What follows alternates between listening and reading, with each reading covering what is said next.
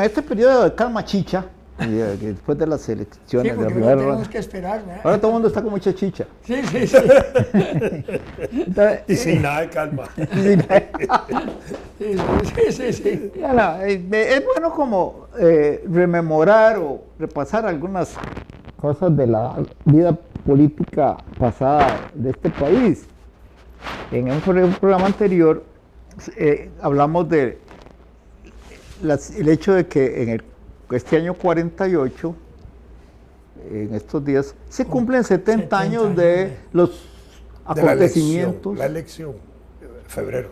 ¿Cómo? De la elección, 1 de febrero, de la elección en que salió electo Ulate. Exacto, Sí, es decir, claro. inmediatamente a partir de esa noche, el 1 de febrero, se precipitaron unos acontecimientos que condujeron a una guerra civil y todo lo que sabemos, y a la instauración de un régimen nuevo que hemos llamado la Segunda República, Sí.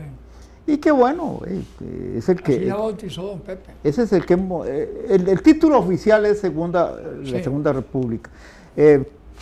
Se le hizo una constitución que no fue tan nueva como hubiéramos querido, pero bueno, empezó un periodo. Perdón, vos supiste todos los debates sobre la Constitución nueva.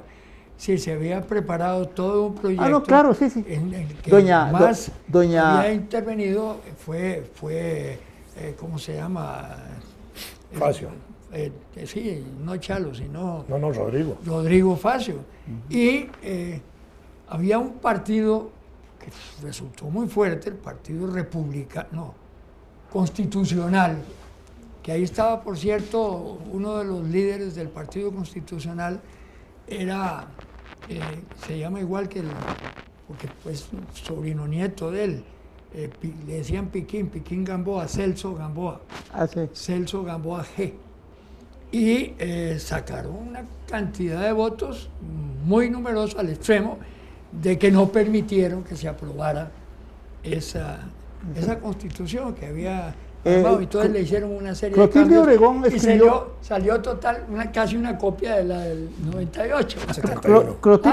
Del 71. Del 71, sí, perdón. Clotilde Obregón escribió una serie de libros sobre las 5 constituciones, libros. muy prolijo, ¿verdad? Sí, Muy A bien. mí me tocó estar cerca de ella con la edición. Detallado. No, y muy bien donde ganados. hasta las fotos y retratos de los más antiguos constituyentes que uno no sabía que habían existido están ahí. Pero con respecto a la del 49, ella hizo una excepción, incluyó en el volumen. No le estoy haciendo propaganda a la editorial de la Universidad de Costa Rica, pero bueno, ahí en ese volumen pues, está... es una obra que se las trae. Sí, buena. sí, muy buena. Incluyó el proyecto de la Junta. Sí, Es decir, sí, que sí. si Sí, uno sí. si uno quiere ver cómo andaba la procesión, puede leerlo ahí. Ahí está, ahí está. Sí, Ese es sí. un libro que Sí. a mí me parece que debería ser siempre cuidado. Porque bueno... Es un catecismo de esa época. Sí, y son 5 volúmenes. Sí, Pero no, ese volumen, extraordinario. en el que está lo de la Constitución del 49, tiene esa característica de que, a diferencia de los otros, está el proyecto de la Junta fundadora de la Segunda República. Y claro, bueno, eso... Pero bueno, el punto es que estamos a 70 años exactos de ese proceso. Yo comentaba que me recuerdo también que en la mitología política en la que yo viví, no sé si es mitología o es historia, está la circunstancia, la circunstancia de que, a juzgar por mi lectura, lo que he leído sobre el proceso, casi simultáneamente en Italia se producían unas elecciones en las cuales la Iglesia participó de manera brutal, abiertamente, siniestra, y propició un fraude electoral. Es decir, nadie en estos tiempos niega que en Italia la democracia cristiana se robó esas elecciones del 48. Pero eso ya es historia vieja de 70 años, ¿verdad? Sí, y claro. parece ser que los hechos políticos a los 70 años mueren. Entonces, digamos... no hay tal. Bueno, Entonces, ¿será que el próximo presidente proclamará la Tercera República? uno. Porque sobre eso de Figueres, La Tercera República bueno, espiritual. es interesante eso de Figueres. No hay un documento, un texto, donde esté elaborado el detalle de por qué se declara el gobierno que ejerce la Figueres del 48 a 49 Segunda República. Sí, ¿no? Eso lo desprende uno, digamos en el caso mío, por lectura de discursos de Figueres de esa época y de la posterior. ¿Por qué? Porque Figueres en el año 44, cuando se produce la elección de Teodoro Picado, que él estaba en el exilio, Sí, contra porque lo había echado Calderón Guardia, así es. ¿verdad? Sí. Y se acusa de fraude el resultado de la elección del 44, y Teodoro Picado dijo algo así como: aún sin fraude hubiéramos ganado. Sí, así digo. Así digo, claro. Sí, esas palabras clarísimas. Entonces, Pepe Figueres señaló que, y por supuesto, la gente que lo seguía a él, no tanto la parte ulatista ni la parte cortesista, que estaban por mantener una salida siempre política, institucional, sino que él señaló que el gobierno de Teodoro era un gobierno ilegítimo por su origen, porque había sido resultado del fraude. Y empieza la crítica entonces al gobierno de Calderón y al gobierno de Teodoro sobre la base de que con ellos había muerto la República. Sí, Ese periodo de la República que venía de Castro Madrid. sí, así es. Es más o menos lo que se saca y que... Y la coincidencia de que Castro Madrid... no plantea la necesidad de ir a una segunda república. Sencillamente que la república como concepto de existencia muerto, sí. estaba muerta por el fraude, ¿verdad? Y claro, viene la guerra, porque hace 70 años también, febrero del 48, hay elecciones, triunfa Oulate, pero a diferencia de ahora, que sabemos el resultado casi inmediato, ¿verdad? Unas horitas después, 3 horas después ya teníamos un resultado. En aquella época el resultado duraba un periodo importante en conocerse, y además Había un tribunal. un tribunal que lo manejaba la oposición. Bueno, Pero dos manejaban la oposición. Bueno, eran tres. Sí, eran tres. Sí. bueno, pero no importa, ahí Sí, gana Oulate, reconozcamos eso. Sí, claro. Y el informe del tribunal en esa época no era declarativo como es ahora, que el tribunal dice, ganó este y ahí se acabó todo. Sí. Ahí no, ahí se mandaba al Congreso. Así es. Entonces, desde el primer domingo de febrero hasta el 12 de marzo, cuando el Congreso termina discutiendo el informe presentado y anulan la elección de Oulate, ahí se levanta Figueres en armas, que ya venía preparándose para eso de varios meses atrás. Y entonces, cuando él triunfa la guerra, después de un mes de guerra, y obliga primero al pacto de Ochomogo para ponerle fin a la guerra, al pacto de la Embajada de México, que se llama Rezo, y le mete el pacto a Oulate, el pacto Oulate-Figueres, con el que le dice: mire, señor, yo le voy a dar el gobierno, pero yo me voy a quedar primero que usted, ¿verdad? Y en ese momento él funda, ahí sí, él toma el gobierno el 8 de mayo del 48, y al iniciar su primera sesión fundan el gobierno de él bajo el concepto de la Junta Fundadora de la Segunda República. Así es. Que coincidía también con el centenario anual de la declaración de la primera, porque nunca hubo una primera de república. Era la república, claro. Era la república. Es como los reyes, no hay cuando hay un segundo, se le pone primero. Entonces, ahí nunca hubo un texto que justificara teóricamente los fundamentos y valores, sino que fue el resultado del discurso político. Uno hablando contra la república anterior, porque había sido, digamos, traicionada por el calderocomunismo y el picaísmo, y otra porque él sí tiene una visión de proyecto político nuevo, y entonces lanza con mucha inteligencia el concepto de la Segunda República. Pero eso hace juego con una costumbre francesa, ¿verdad? Pues sí, claro. Claro. Después de la restauración cuando eligen a Napoleón, a Luis Napoleón, se proclama la Segunda República. Sí. Y ahí van. Bueno, en y Francia con tienen alguna un deporte. tradición igual venezolana. La primera República de Bolívar chiquitilla, después viene la segunda, la tercera, después la cuarta, 1958 y la quinta, ¿va? Hasta ahora. Pero y después De Gaulle fundó la Quinta República, si Exacto, no recuerdo mal. sí, Charles de Gaulle. La Quinta llegó a la quinta. República, Bueno, claro. son etapas. Hay Aquí- quinto malo. Pero entonces, dime, pero aquí, entonces, Perdón. las segundas repúblicas, curiosamente, a eso es lo que iba yo, los que nos educamos en la Segunda República, en las escuelas de la Segunda República, en los años 50, ¿verdad? Nunca nos metieron en la cabeza a través del proceso educativo que vivíamos la Segunda República. no. Sencillamente No, ni fue se como hablaba. nada más una denominación del periodo.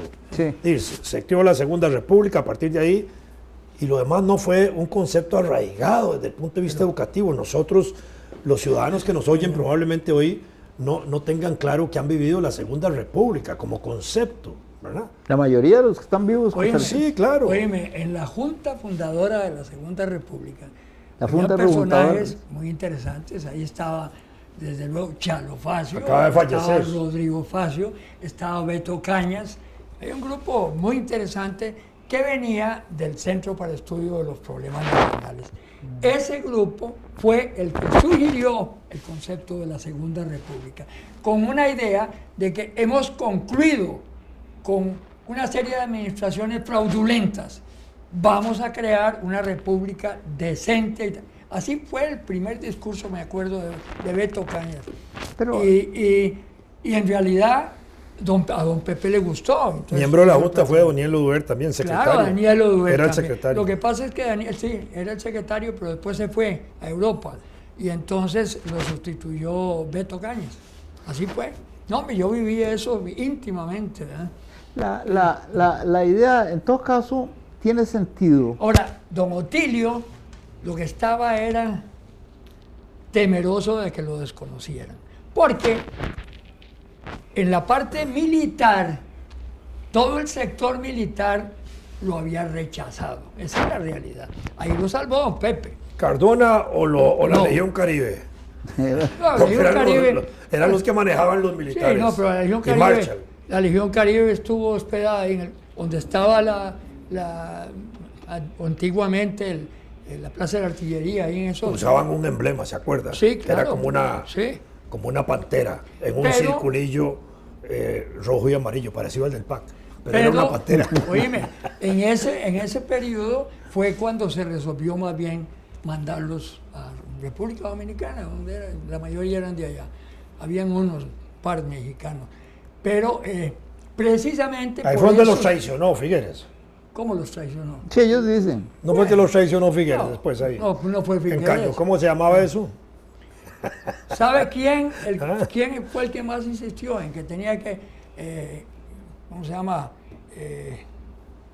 Que fue presidente del Banco Central y fue Jaime Solera. Jaimito Solera, que no era miembro de la Junta, sí era íntimo de Pepe. De Pepe, claro. Sí, íntimo. Y entonces Ahí está. le dijo, vea, don Pepe, eso le va a crear un problema a usted, mejor que se vayan. Y efectivamente los exilaron, así fue. ¿No sería que, No era traición, don Jaime le llevó un recado a la era embajada? necesario. ¿No sería que No, no, pero es don que Jaime creo le llevó que- un recado a la embajada americana? Porque y no le dio la otra apoyo. versión que yo conozco de ese Sí. cambio No les dio apoyo. dice que don Pepe se dio cuenta de que de seguir adelante con el proyecto lo iban a derrocar los gringos. Sí, bueno, no era, nunca se habló de eso. Pero Bueno, pero yo que yo. No, pero lo yo que yo pasa es que estaba eso tiene una lógica. vigente en, en Y esa porque época. solo así se Era un explica estudiante, pero estaba que ahí. gente que le había dado todo el aporte económico, pero incluso En el campo militar,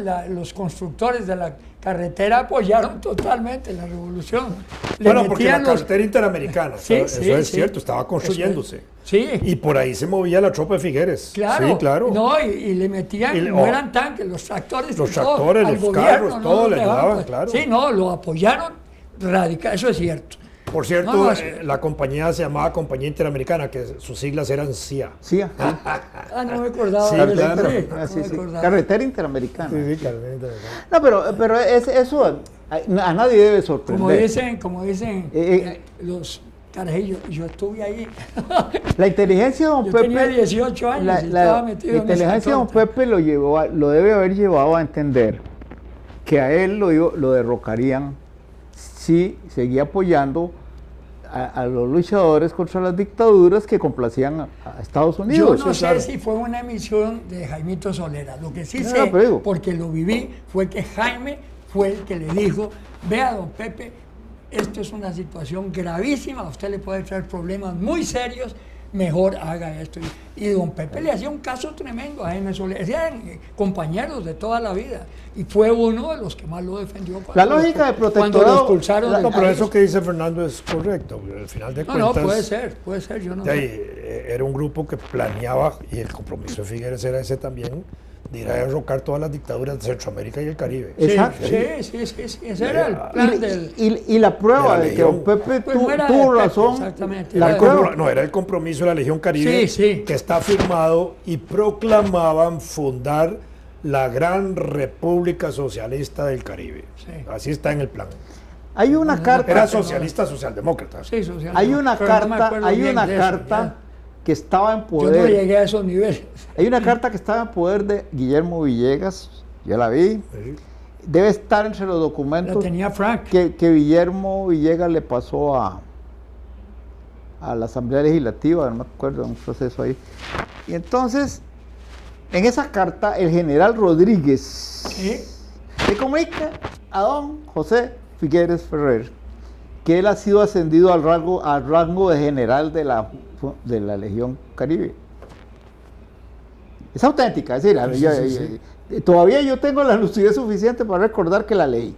Y entonces, Memo y yo hablamos del asunto ahí, por cierto, en Alajuela, después de tomarnos media botella de vino, porque era lo más que nos permitía el médico. Entonces, vino el Coyol.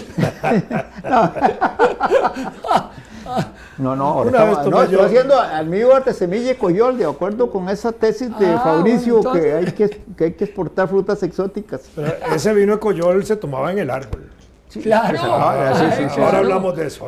Esa suena, el vino de palma es. Exactamente. Sí, a ver, Fernando, continuemos. No, ¿qué digo? Pero que todos los carajillos de esa época eran lo que tomaban, vino Coyol. Pero el árbol en el suelo y ahí se sacaba. No, tiene que estar en el suelo, extendido en el suelo, con una cana, con un canalito abierto. Exactamente. Sí.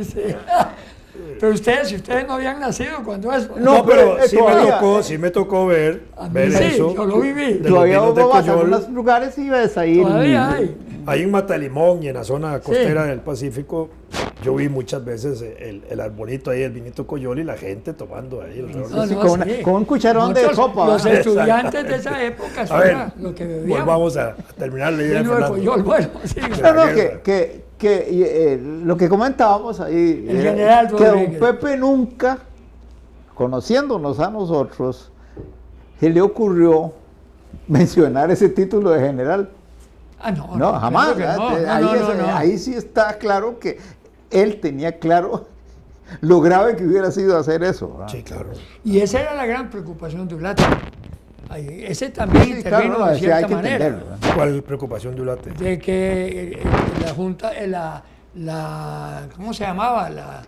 El grupo militar la Legión Caribe, le dieron golpe a él. No, pero Ulate desconfiaba hasta de don Pepe, no solo de la Junta. Bueno, en plena guerra civil, aquí en San José, Ulate le pide protección a los comunistas. Sí. En plena guerra civil. Y los comunistas lo llevan a la Nunciatura. Ahí por la catedral. No, a la Anunciatura. No es la Anunciatura. Digo, a la Anunciatura no, al Palacio Arzobispal.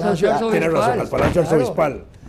Y cuando el gobierno va a poner los guardias para cuidarlo, todavía Ulate le dice a los comunistas que él confía más en los guardias comunistas que en los de gobierno. Y entonces los comunistas cuidan a Ulate en el Palacio Arzobispal en plena guerra civil, porque Ulate creía o tenía información seguramente de que grupos de Figueres, no voy a decir que Figueres aquí, querían matarlo a él. Y probablemente así Pues era. no sé si matarlo, pero sí Y querían... que no asumiera el gobierno. Todo el grupo, exacto. La única manera era Sí, matándolo. No, eso es cierto, así bueno, es. eso- Todo el grupo militar, Edgar Cardona, Frank estuvo así, Frank se inclinaba para un lado para otro, pero Edgar Cardona y los, ¿cómo se llaman? Los Cortés. Tuta también, Cortés. Tuta y el hermano. Sí, sí. No, esos eran de Armas Tomás. de Edgar Cardona. Y ese grupo, que era muy fuerte, amenazó inclusive a Figueres. Y Figueres Bueno. los mandó al carajo. Ahí sí lo vi yo. Pero ellos tenían razón, porque digamos en la puja, en la pugna interna de la Junta, el grupo de la Legión estaba cobrando mucha fuerza y el grupo nacional, que era el grupo de extranjeros, Sí, sí. y el grupo nacional lo estaban arrinconando. Por Así eso es, por eso es que así se es. subleva. Sí, así Cardona. es. Así es. Sí, es que lo que es evidente es que en algún momento se tenía que descubrir. No se ha escrito todavía algo sobre todo lo que pasó ahí. Pero es que cada vez que alguien Post-48, escribe, cada vez que alguien hasta la toma de escribe posesión de Ulate. sobre esa época, a pesar de que ha pasado tanto tiempo, todos los yo encuentro que casi siempre viene una matización ahí, ¿verdad? Cuesta mucho encontrar Sí, objetividad en esas cosas. Bueno, Pero sí, como en todo, pero la razón dice que obviamente Costa Rica no podía jugar el papel. Costa Rica, por tradición, por sus condiciones civiles, digamos, no podía jugar ese papel de ser el centro de la Fíjate. acción contra las dictaduras, porque era muy débil. Sí, claro. Pero no solo eso, fíjate que uno de los argumentos de Jaimito, como le decía Pepe, fue, vea, en la América Latina y en los Estados Unidos y en el mundo entero se ha considerado que esta revolución suya, esta revolución fue contra el comunismo. Eso fue lo que le dijo. Entonces, si usted ahora apoya a estos, no se va a saber ni de qué se trataba esa guerra civil. Y entonces, en realidad, Jaime era muy lógico, era muy educado y muy culto. Y lo convenció a Figueres de que había que sacarlos. Sí, bueno. A los militares y a los comunistas. ¿Ah? A los militares y a los comunistas, Sí, que claro, lo sacaron sí. también, a pesar de la firma del Pacto de Ochomogo. Sí, bueno, a bueno. Manuel y a todo el... No, y lo sacaron de la vida política, 20 y pico de años. Sí, bueno. Prendieron el partido. Sí, claro. Sí, así es. Sí, sí. Sí, Pero también, digamos, ya estaba marcado bien la etapa del nacimiento de la Guerra Fría y del anticomunismo mundial, sí. por el avance que había tenido el socialismo comunista en Europa, y en China y en el Asia. Entonces ya esa caraja ya había aterrorizado a todo el mundo. Sí, la verdad es que Yo confieso que yo estaba muy chiquillo como para hacer un análisis de fondo, bien elaborado mentalmente, sobre todo eso. Eran situaciones que, pero como yo siempre tuve una amistad entrañable con Alberto Cañas y con Rodrigo y con todos ellos, ellos me informaban, eran como fe acumplida aquellos. Yo en realidad no me tocaba opinar mucho, yo era un chiquillo, 18 años en el 48, 19 en el 49, era un mocoso, en ese entonces era 21 años para ejercer el voto. Pero y comparado con ese periodo y con la época actual, tener 19 años en el 48, con una expectativa de vida de menos de 50 Era y pico, casi 100. ya es la misma edad que tenés ahora. Era, por decirlo gráficamente, un viejillo fuera de la acción política. Ay, ya. es como, a mí me pasó Sin que derecho a votar, porque en esa época se votaba a los 21 años. Sí, yo no votaba así. en Facebook, a raíz de una opinión que expresé, una señora muy amablemente me dice, pero como recriminándome, Dios lo ampare. Y entonces yo le puse, Dios me ha amparado tanto que ya me dicen anciano. Para llegar aquí. No, ustedes son un par de carajillos. ¿No? Para mí. No, eso es... Yo cumplo 89 ahora. Pero, bueno, pero además ahora en julio Está programado el niño 5 millones de Costa Rica. Sí, ¿verdad? Sí, en julio. Bueno, dice que Y yo me acuerdo cuando cuando nació el cumplo yo. niño, y yo me acuerdo cuando nació el niño millón en 1956. ¿No Y te el acordás de una alboroto que cosa? se hizo, y se iba siguiendo aquello todos los días, y se iba acercando el nacimiento del niño millón hasta que salió. ¡Pum! Sí, ¿no te acuerdas? No, pues es que no era cercano a eso. Yo estaba en Colombia en ese entonces, era el consejero en la embajada de Roberto Fernández, precisamente, que a Vico Starque le pusieron el niño millón porque vendió una finca en 1 millón en ese entonces. Ajá. Y entonces le pusieron que no, el niño millón era Vico Starque, que se había ganado 1 millón ese día. 1 millón. Yo estaba en Cuba en 1956 cuando- era Era un platal. una millonada. Claro, era un platal, ¿verdad? Era una millonada. Parece que hace rato que Hace rato.